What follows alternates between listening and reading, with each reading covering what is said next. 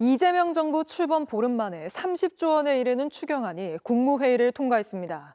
이번 초대형 추경안의 핵심은 소비 촉진입니다. 전 국민에게 지급되는 민생회복 소비 쿠폰만 13조 원 규모로 소득에 따라 달라지긴 하지만 일반적인 4인 가족이라면 100만 원 정도를 받게 됩니다. 여기에 정부는 또 이번 추경을 통해 소상공인 등 장기 소액 연체자 113만 명이 진 16조 원의 빚을 모두 탕감해 주기로 했습니다. 부채의 굴레에서 벗어나 새 출발을 해보라는 건데 먼저 이 중 모든 국민이 받게 될 소비 쿠폰부터 누가 언제 얼마나 받게 되는지 김민 기자가 설명해 드립니다. 이재명 정부의 첫 추경안이 국무회의를 통과했습니다. 총 30조 5천억 원 추경안 가운데 20조 원은 경기 진작과 민생 안정에, 나머지는 세수 부족분을 메우는 데 쓰기로 했습니다. 이번 추경안의 핵심은 10조 원이 넘는 민생 회복 소비 쿠폰입니다. 발표 전부터 보편인지 선별인지 논란이 됐던 지원 대상은 결국 전 국민에게 지급하는 걸로 결정했습니다. 저는 어떤 필요에 의해서 경비를 지출한다고 하면 그 반사적 혜택은 최소한 국민들이 공평하게 혜택을 누리는 게 맞다고 생각해요. 다만 소득별로 혜택은 달라집니다. 1차 때 모든 국민에 15만 원을 주되 차상위 계층과 기초수급자는 각각 30만 원과 40만 원을 지급합니다. 2차 때는 상위 10%를 뺀 전 국민에게 10만 원씩 줍니다. 일반적인 4인 가족이라면 100만 원을 받는 겁니다. 농어촌 인구 소멸 지역은 1인당 2만 원씩 더 지원합니다. 소비 쿠폰과 별개로 지역화폐라 불리는 지역사랑 상품권도 올해 역대 최대 규모인 29조 원을 발행합니다. 지역사랑 상품권 할인율은 현재 10%에서 지역별로 최대 15%까지 확대합니다. 또 고효율 가전제품을 사면 10%를 환급해주고 숙박과 영화, 스포츠 시설 소비에도 할인 쿠폰을 제공합니다. 기본적으로 두 가지 다 선착순 개념이 기본적으로는 적용이 됩니다. 정부는 관계부처 태스크포스를 통해 구체적인 소비 쿠폰 지급 기준 등을 최대한 빠르게 결정하기로 했습니다. 오늘 국무회의를 거친 추경안은 오는 23일 국회에 제출될 예정입니다. JTBC 김민희입니다. 오랜 기간 빚을 갚지 못하고 있는 소상공인 등 113만 명의 빚 16조 원을 탕감해 주는 것도 이번 추경안의 핵심입니다. 7년 이상 5천만 원 이하의 빚을 못 갚고 있는 사람들이 그 대상인데 얼마나 빚을 탕감해 주는 건지 계속해서 이상화 기자가 자세히 설명해 드립니다. 이번 추경엔 오랜 기간 갚지 못한 소상공인의 빚을 정부가 탕감해 주는 내용도 포함됐습니다.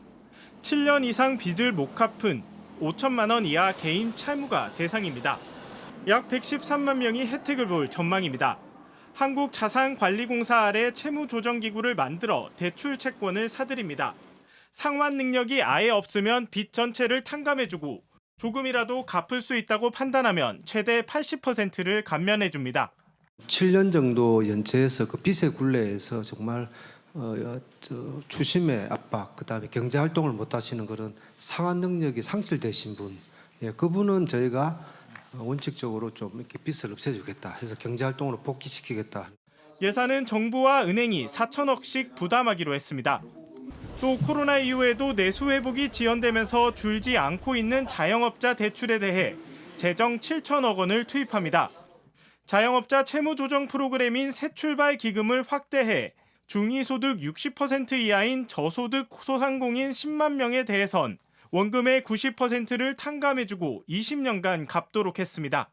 직전 정부에서 시행한 대출 만기 연장보다는 과감한 채무 조정이 재기에 효율적이란 판단입니다. 지금도 안 되고 있고 또 하드 대금 압출 못해가지고 장사는 계속 하실? 예 계속 해야죠. 일각에선 도덕적 해이가 커질 거란 우려가 나오는데 정부는 정책 자금을 성실하게 갚고 있는 소상공인들에 대해선 상환 기간을 늘려주고 이자를 감면해주겠다고 밝혔습니다. JTBC 이상화입니다.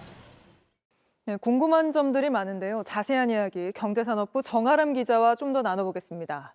자, 정 기자, 아무래도 온 국민에게 준다는 소비 쿠폰에 가장 관심이 많을 텐데 이 소비 쿠폰은 어떻게 지급되고 또 어디에서 쓸 수 있는 겁니까?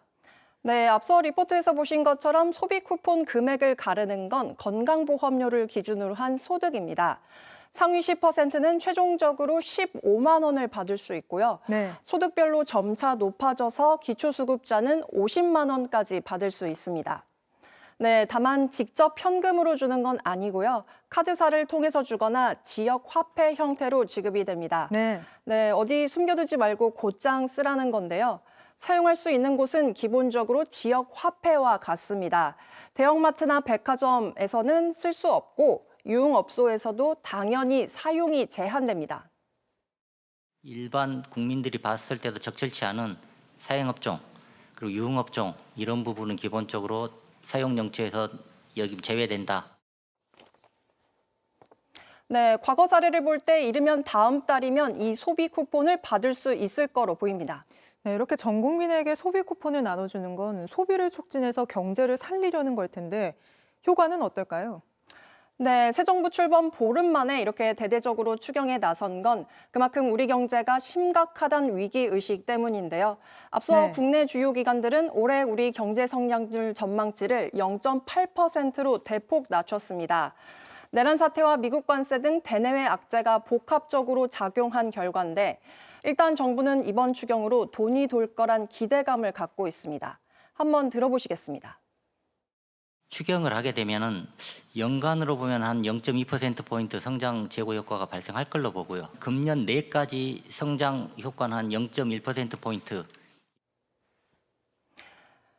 다만 지금의 경기 침체가 산업 동력 상실과 인구 구조 문제 같은 복합적인 문제가 얽혀 있는 만큼 그 효과는 좀 더 지켜봐야 할 것으로 보입니다. 네, 이번 추경안을 보면 이번 정부는 전 정부와 달리 재정을 늘리는 쪽으로 돌아선 것 같은데요. 재원은 어떻게 마련하는 겁니까? 네, 정부는 이번 추경에 필요한 재원 3분의 1을 국채 발행으로 조달한다는 계획입니다. 재정 조이는 걸 최우선순위로 뒀던 전 정부와는 기조가 180도 달라진 셈인데요.